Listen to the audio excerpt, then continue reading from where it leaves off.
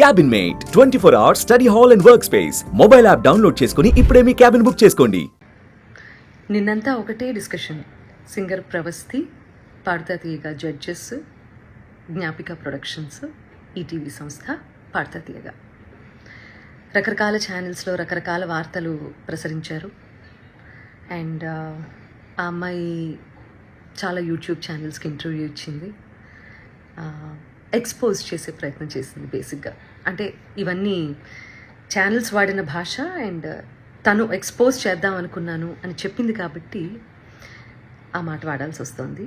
And also డైరెక్ట్గా సునీత అని మాట్లాడింది కాబట్టి నేను ఈ వీడియో చేస్తున్నానండి.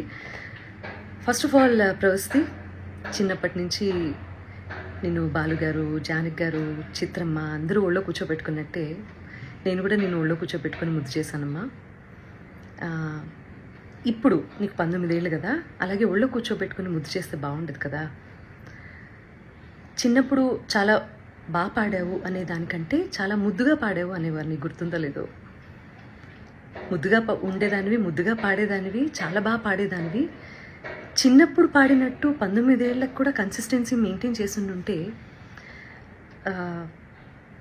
సంతోషించే వాళ్ళల్లో మొట్టమొదటి వ్యక్తి నేనే అవుతాను. ఎందుకంటే మా ప్రవస్తి, మా శ్రీలలిత, మా ప్రణతి, మా గాయత్రి అని మేమే ఎక్కువ చెప్పుకొని మురిసిపోయే పిచ్చివాళ్ళం మేము. ఎందుకంటే ఎవరు బాగా పాడితే ఆ పాటలో కరిగిపోయి కన్నీళ్ల పర్యంతం అయిపోయి ఏడ్చేసిన సందర్భాలు, ఏడ్చేసిన ఎపిసోడ్స్ చాలా ఉన్నాయి. అవి నువ్వు చూడలేదేమో, అవి మిస్ అయ్యావు అనుకుంటా. అలాంటి ప్రవస్తి ఈరోజు ఇంత పెద్దదైపోయి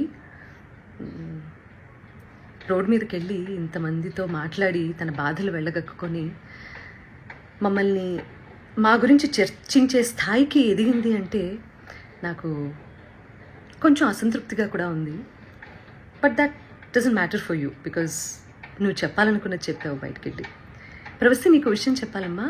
నీకు పాడతా తీయగా కాంపిటీషన్ మాత్రమే కాదు, డిఫరెంట్ ఛానల్స్లో కూడా కాంపిటీషన్లో నువ్వు పార్టిసిపేట్ చేసావు కదా, నీకు ప్రాసెస్ తెలీదమ్మా. సింగర్ సెలెక్షన్ అంటే సింగర్స్ పంపించేటటువంటి సాంగ్ సెలెక్షన్లో రైట్స్ అనేవి కూడా ప్రతి ఛానల్కి కొన్ని సాంగ్స్కి రైట్స్ ఉంటాయి. వాటిల్లోంచి కూడా సెలెక్ట్ చేయాలి అన్న ప్రాసెస్ నీకు తెలుసో లేదో నాకు తెలియదు, కానీ ఆడియన్స్ అందరికీ మాత్రం చెప్తే అన్ని విషయాలు చెప్పు. ప్రాసెస్ గురించి చెప్పు. ఆ ప్రాసెస్లో ఉన్నటువంటి రెస్ట్రిక్షన్స్, ఛానల్కి ఉన్నటువంటి రెస్ట్రిక్షన్స్, ఇవన్నీ కూడా మాట్లాడమ్మా. అప్పుడు నేను నిజంగా సంతోషిస్తాను. సో ఛానల్కి అండి కపుల్ ఆఫ్ రెస్ట్రిక్షన్స్ ఉంటాయి. మ్యూజిక్ని డిప్లాయ్ చేయడానికి, అంటే మ్యూజిక్ని వాడుకోవడానికి అన్ని పాటలకి రెస్ట్రిక్షన్, అన్ని పాటలకి లీనియన్స్ ఉండదు. కాబట్టి ఏంటంటే వీళ్ళు ఇచ్చే పార్టిసిపెంట్స్ ఇచ్చే సాంగ్ లిస్ట్లో వేటికైతే రైట్స్ ఉంటాయో అవి మాత్రమే కాంపిటీషన్లో పాడాల్సి ఉంటుంది. అవి నచ్చ చెప్తాను కూడా ప్రతిసారి. నచ్చ చెప్తా అంటే నేను కాదండి, మేనేజ్మెంట్. తర్వాత ఎన్నిసార్లు రిపీట్ అయింది అంతకుముందు కాంపిటీషన్లో ఆ పాట అనేది కూడా చూస్తారండి యాజమాన్యము. ఇదంతా కూడా మీకు తర్వాత జ్ఞాపిక వాళ్ళు ఎక్స్ప్లెయిన్ చేస్తారు ఈ ప్రాసెస్ ఎలా సాగుతుంది అనేది. సో నేను ఏ పాట ఇచ్చినా వాళ్ళు వద్దంటున్నారు, నేను ఏ పాట ఇచ్చినా వాళ్ళు వద్దంటున్నారు అని మాత్రమే ఎక్కువసార్లు ప్రొజెక్ట్ చేసింది తను. రీజన్ ఇది అని మీకు తెలియదు కదా, అందుకని చెప్తున్నాను. సో నేను కొరకొరా చూశాను అని చెప్పి అంటున్నావు కదా నాన్న. సో నేను కొరకొరా నిన్ను ఎందుకు చూస్తానో, ఎందుకు చూడాల్సిన అవసరం ఏమిటో నాకు అర్థం కాలేదు. అక్కడ ఉన్నటువంటి నేను, కీరవాణి గారు, చంద్రబోస్ గారు నిన్నే ఎందుకు టార్గెట్ చేశామనే విషయం నాకు ఇప్పటికీ ఆలోచించటానికి కూడా నాకు అసలు కనీసం ఆ థాట్ కూడా రావటం లేదు. బేసిక్గా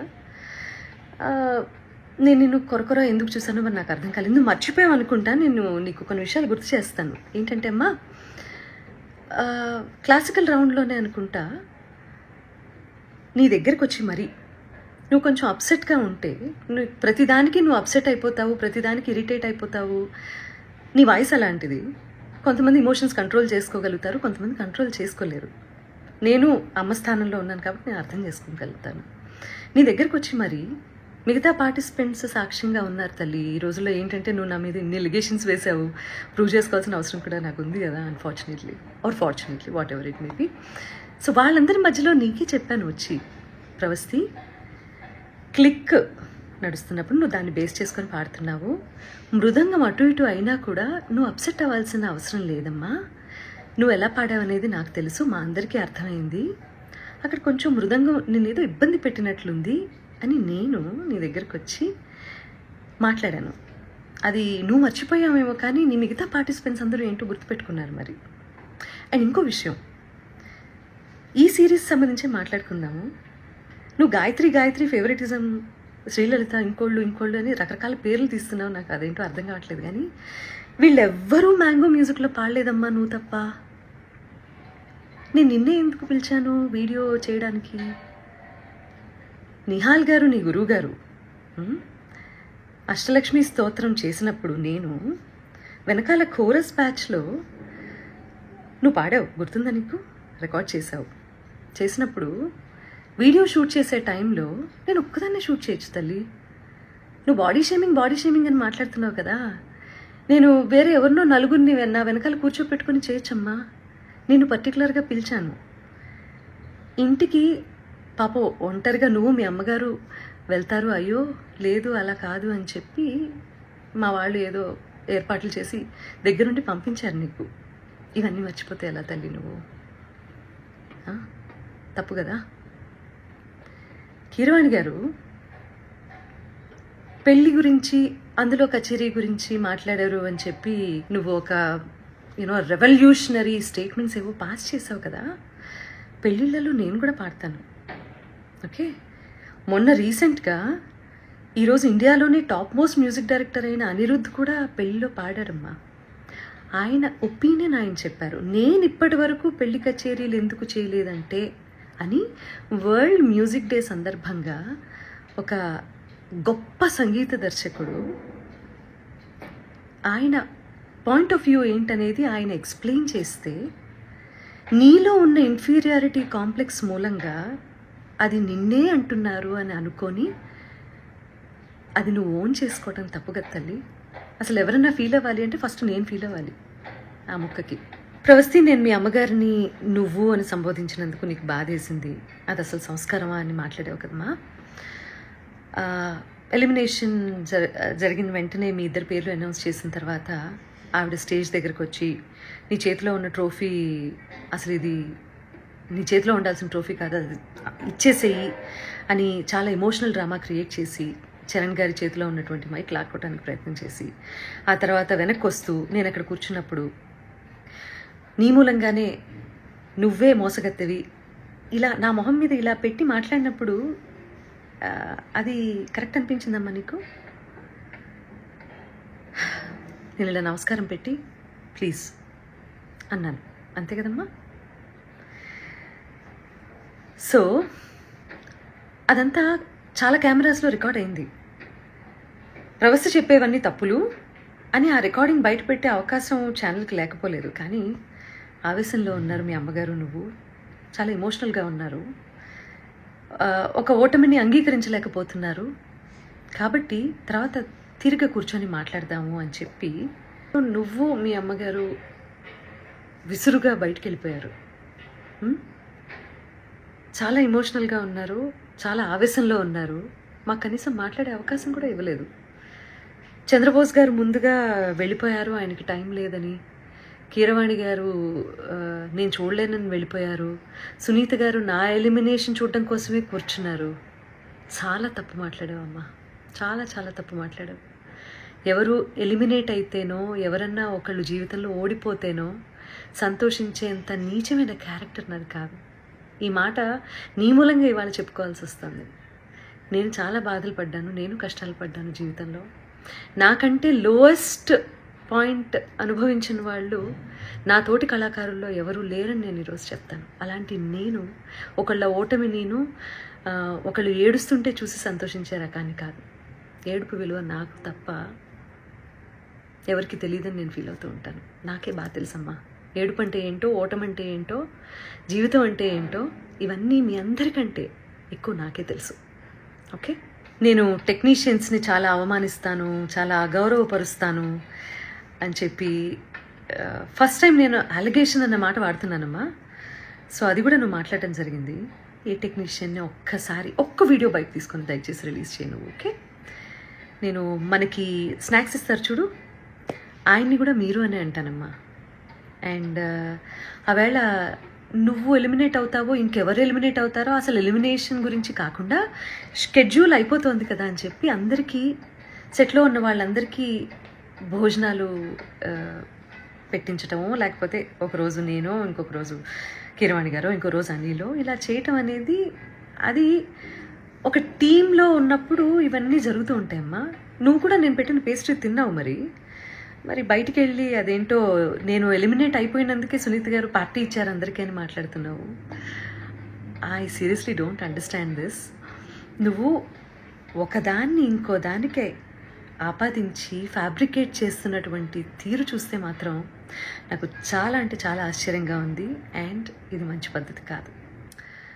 ఇంకో ఆశ్చర్యకరమైన విషయం ఏంటంటే, ప్రవస్తి మీ అమ్మగారమ్మ, సునీతకి పిల్లలు ఉన్నారు, కీరవాణి గారికి పిల్లలు ఉన్నారు, అనిల్ ప్రవీణ వాళ్ళకి పిల్లలు ఉన్నారు, నాశనం అయిపోతారు అన్న శాపనార్థాలు కూడా పడాల్సిన పరిస్థితి వచ్చింది మాకు. ఫైనల్గా కాంపిటీషన్ అన్నప్పుడు ఓటమి ఉంటుంది, గెలుపు ఉంటుంది. ఫస్ట్ ప్లేస్లో ఒకళ్ళే ఉంటారు, సెకండ్ ప్లేస్ ఉంటుంది, థర్డ్ ప్లేస్ ఉంటుంది. అలా అని చెప్పి ఈరోజు ఎలిమినేషన్లో నేను ఓడిపోయాను, లైఫ్లోనే నేను ఓడిపోయాను, నా జీవితం లేదు అని చాలా ఎక్కువగా ఊహించేసుకొని ఓటమిని హుందాగా తీసుకోలేకపోతే లైఫ్లో ఏవి నేర్చుకోవటానికి బ్రెయిన్ ఆ రకంగా పనిచేయదు. సీనియర్స్ అంటే రెస్పెక్ట్ ఉండాలి. అలాంటి రెస్పెక్ట్తోనే మేము ఇన్నాళ్ళు వాళ్ళు ఒక మాట అన్నా కూడా, మా పాటలు పాడించి తీసేసినా కూడా ఇలా ఛానల్స్కి వచ్చి ఎవరూ ఇంటర్వ్యూలు ఇవ్వలేదు. అది మేము మా గురువుల దగ్గర నుంచి మేము నేర్చుకున్నటువంటి విద్య. కాబట్టి ఈ జనరేషన్ అందరూ కూడా దయచేసి చాలా ఓవర్గా రియాక్ట్ అవ్వడం, ఓవర్గా సెన్సిటైజ్ చేసి టాపిక్ని అసలు ఎక్కడ ఇంప్రూవ్ అవ్వాలన్న విషయాన్ని మర్చిపోయి ఇలా బిహేవ్ చేయటం అనేది కరెక్ట్ కాదని చెప్తూ, పేరెంట్స్ కూడా పిల్లల్ని మంచి మార్గంలో, నాన్న నీకు తెలిసింది తక్కువే, తెలుసుకోవాల్సింది ఇంకా చాలా ఉంది అని చెప్పి వాళ్ళని ఎంకరేజ్ చేసే దిశగా మీరు కూడా వాళ్ళతో ఉంటారు అని చెప్పి ఆశిస్తూ, ఎందుకంటే తల్లి తండ్రి తర్వాత గురువు, ఆ గురువు స్థానంలో మా ముగ్గురిని చూసే మీరు కాంపిటీషన్కి వచ్చారు. గెలిచినప్పుడు వచ్చి కాళ్ళకి దండం పెట్టారు, ఓడిపోయినప్పుడు ఇలా బయటికి వెళ్ళి మా గురించి మీకేది నచ్చితే అది మాట్లాడుతున్నారు. ఇది మంచి పద్ధతి కాదు. ఇది ఒక జనరేషన్ డేంజర్లో పడేసేటటువంటి ఒక సిచ్యువేషన్. కాబట్టి ఆచితూచి మాట్లాడండి, ఆచితూచి నిర్ణయం తీసుకోండి. ఒకవేళ మేము ఆల్రెడీ సాధించేశాము లైఫ్లో అని అనుకున్నప్పుడు దయచేసి కాంపిటీషన్కి రాకండి. కాంపిటీషన్కి వస్తే మీరు మంచి మార్కులు తీసుకోవాల్సి వస్తుంది, సలహాలు సూచనలు తీసుకోవాల్సి వస్తుంది. కాబట్టి ఆచితూచి నిర్ణయం తీసుకోండి. ఈ కాంపిటీషన్ ద్వారా చాలామంది ఇది ప్రొఫెషన్ చేసుకొని చాలా ఫ్లరిష్ అవుతున్న వాళ్ళు చాలామంది ఉన్నారు. కాబట్టి నేను వాళ్ళు ఎందుకు బయటకు వచ్చి మాట్లాడటం లేదో, అఫ్కోర్స్ ఈరోజు సోషల్ మీడియాలో కింద కామెంట్సే కదా ఇంపార్టెంట్, వాటికి భయపడుతున్నారేమో నాకు తెలీదు. బట్ వాళ్ళందరూ కూడా వచ్చి మాట్లాడితే బాగుంటుంది. మంచి చేసింది కదా కాంపిటీషన్, మీకు మాట్లాడిన దాని గురించి కూడా. ప్రవస్తి, ఇప్పటికి కూడా నేను నీకు చెప్పేది ఒకటే, మేమందరం నీ మంచినే కోరుకుంటాము. చిన్నప్పటి నుంచి ముద్దు చేసామన్నావు కదా, అలాగే ఇప్పుడు కూడా అదే తల్లి హృదయంతో నీకు చెప్తున్నాను నేను. నువ్వు ఆవేశంలో ఉన్నావు, కొంచెం కూల్గా ఆలోచించి జీవితంలో సరైన నిర్ణయాలు తీసుకొని మంచి గురువు దగ్గర సాధన చేసి మంచి పాటలు పాడి సంగీత ప్రపంచంలో నీకంటూ ఒక మార్క్ క్రియేట్ చేసుకుంటామని నేను కోరుకుంటున్నాను. ఎందుకంటే దేన్నైనా ఎవరైనా ఆపేంత కెపాసిటీ ఇక్కడ లేదమ్మా. ఎవరి టాలెంట్ని తొక్కేయలేరు, ఆపేయలేరు. అర్థమైందా? దానికి బెస్ట్ ఎగ్జాంపుల్స్ చాలామంది జీవిత చరిత్రలు ఉన్నాయి. వీలైతే నీకు టైం ఉంటే అవన్నీ ఒకసారి చదువు తీరిగ్గా, నీకే అర్థమవుతుంది. Okay, I wish you all the best and please take care. Suman టీవీలో మీ పర్సనల్ అండ్ బిజినెస్ ప్రమోషన్స్ కోసం కింది నెంబర్కి కాంటాక్ట్ చేయండి.